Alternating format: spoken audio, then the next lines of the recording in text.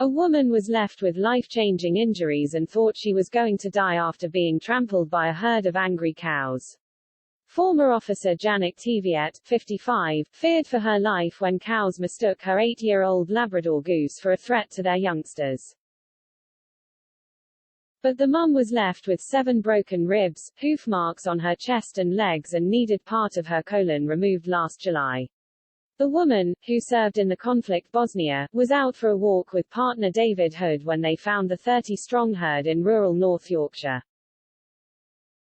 However, she was quickly pulled down and pinned against a fence as the snorting animals viciously stamped on her body, leading her belly to swell up like a watermelon. She only managed to escape when her army training kicked in and she went into survival mode, climbing a tree, where she slipped in and out of consciousness before finally being airlifted to hospital. She said, "I was convinced I was going to die. I was trying to get in contact with my son because as far as I was concerned, that was it.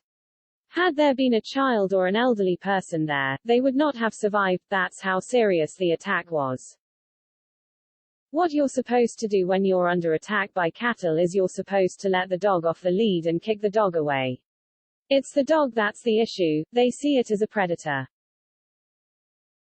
The dog was on a lead, and the pathway was one she had taken before without anything happening before the incident on July 25 last year. Janicke added, "The cow was obviously startled by us, so she bolted directly at the dog, who was on a lead. She kicked the dog, and the dog ended up rolling on the ground. Then loads more cows came to her defense. They pinned us against the hedge. I had the dog very tightly on the lead, which is what I thought I was supposed to do.